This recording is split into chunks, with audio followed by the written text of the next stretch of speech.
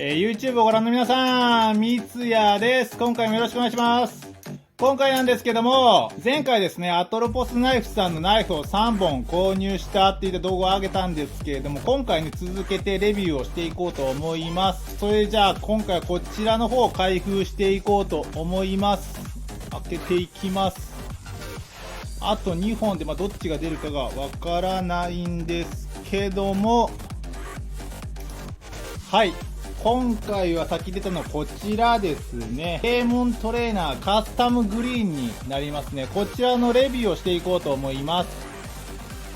はい、開封していきましたけれども、今回デーモンのカスタムグリーンといったものを購入しました。前回ですね、購入したストライカーシリーズとこちらのデーモンシリーズといったこの2つのシリーズは非常に種類が多いものになっているんですけれども、ちなみにこちらグリーンのものを自分購入しましたが、このハンドルは紫のバージョンのパープルといったものもあります。まず最初にね、こちらのスペックから紹介していこうと思うんですけれども、全長が 26.5 センチ、ハンドルの長さが 15.5 センチ、ブレードの長さが11センチ、重さとしては 133g となっていますね。こちら普通のデーモンシリーズと若干違うんですけど、何が違うかっていったところで言いますと、このハンドルになりますね。こちらの方がブロークンストーンといった形で、こういうね、こう見たらわかりますかね、こうゴツゴツしたようなね、はい、岩のような、こういったね、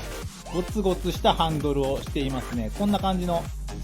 ハンドルをしていますね。非常に特徴的なハンドルになっていますね。この見た目がね、非常に色も鮮やかっていうのもあります。見た目もね、なかなか結構おしゃれなので、購入してみようかなということで購入しました。値段としては275ドルっていうことなので、約3万円ぐらいするトレーナーにはなっているので、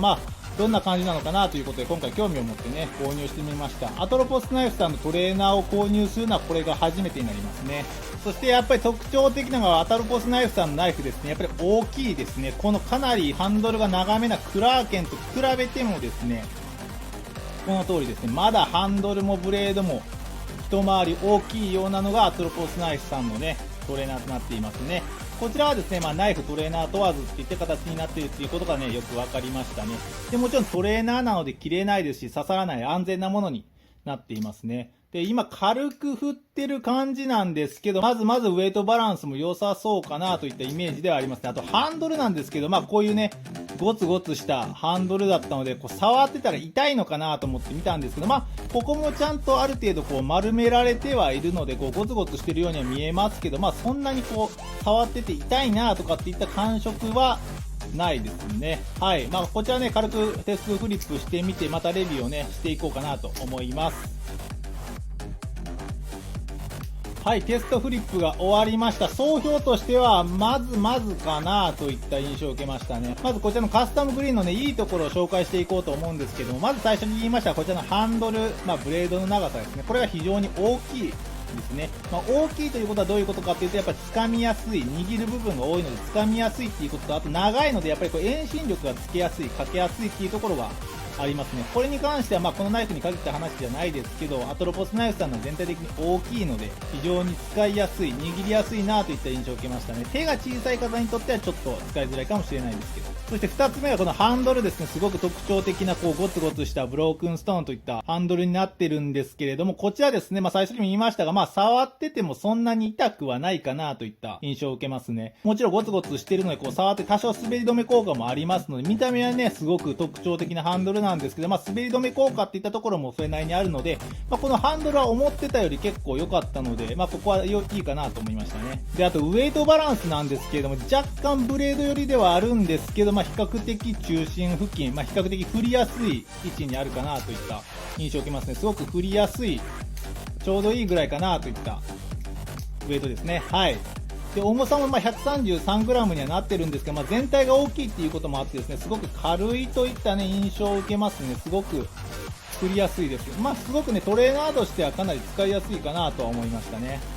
で、ここから悪い点を挙げていくんですけど、まず最初に気になったのがですね、このハンドルのこの部分ですね。見えづらいと思うんですけども、この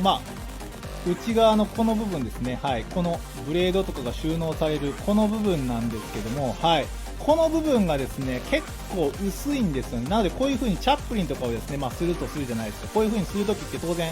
ブレードとこのハンドルの間に指が挟まるんですけど、この時にですね、この